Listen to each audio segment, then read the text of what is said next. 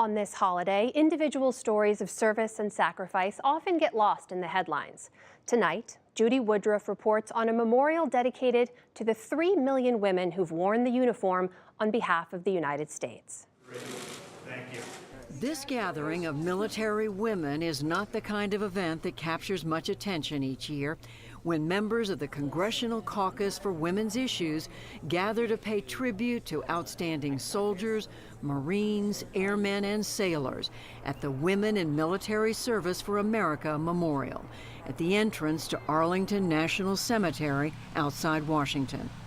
And each year comes a refrain that more should be done to commemorate their contributions.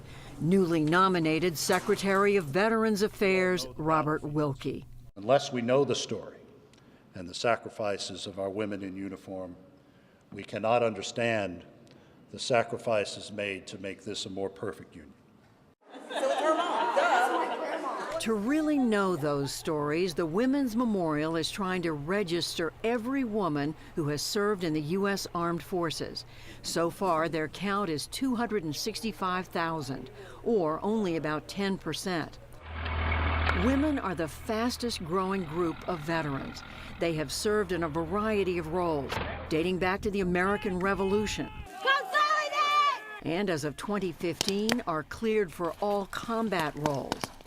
Women vets or their family members have to opt into the register. There is no automatic government database that the private memorial can access. Major General D. Ann McWilliams, president of the Women's Memorial Foundation, says the more names, photos, and stories gathered at the 21-year-old memorial, the richer the overall story of women's military service. This is the only memorial to women in the world. This is a place where the story of those women can be told, can be shown to the public. She told the story of one son who found his mother's entry and only wished he had made the effort sooner. He came into the memorial, pulled his mother up, and there was his picture. He had never seen his mother in uniform, and he got on FaceTime and showed his mother that she was registered and then took her on a tour of the memorial.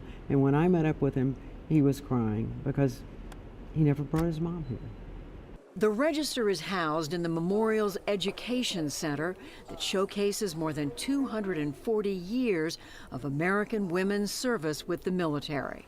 From the cane of Dr. Mary Walker, the only woman in history to receive the Medal of Honor, to the World War I dog tags and Victory Medal belonging to Helene Coxhead, who joined the Navy at 18 and said those were the best years of her life, to a display on women POWs in World War II, and a photographic accounting of the growing and varied roles women played during the Vietnam War.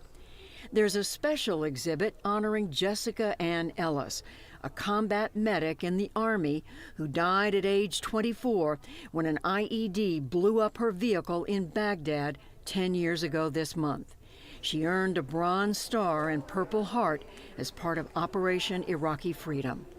And amidst the memorabilia, visitors can see close to 7,000 yellow ribbons suspended from the ceiling, honoring every fallen service member killed in theater since September 11th. 88-year-old retired Brigadier General Wilma Vaught, who joined the Air Force in the 1950s, was one of the earliest women to make the rank of general officer. She was also the first woman to deploy with an Air Force bomber unit. General Vaught was the driving force behind the memorial. Sometimes service in the military takes all you can give mentally, all you can give physically.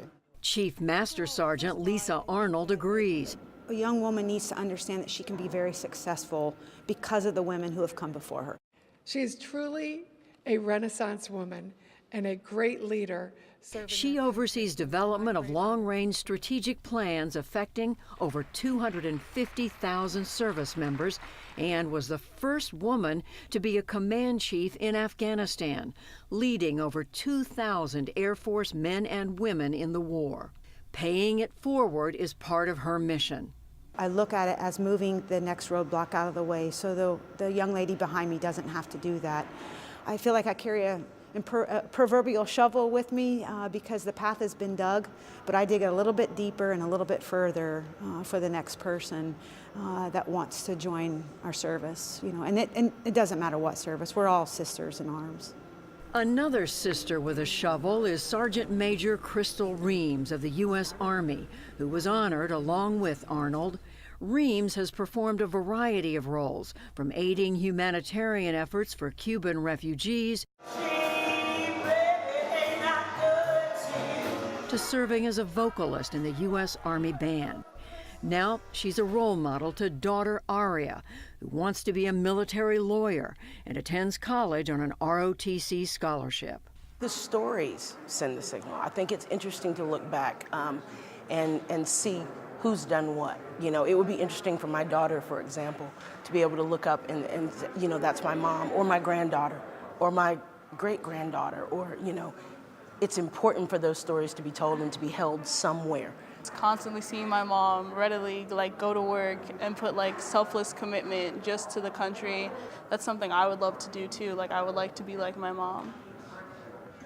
And as women serve in greater numbers, there are reminders of the ultimate sacrifice, of course, such as Major Marie Rossi, the first woman in military history to serve in combat as an aviation unit commander during the First Persian Gulf War.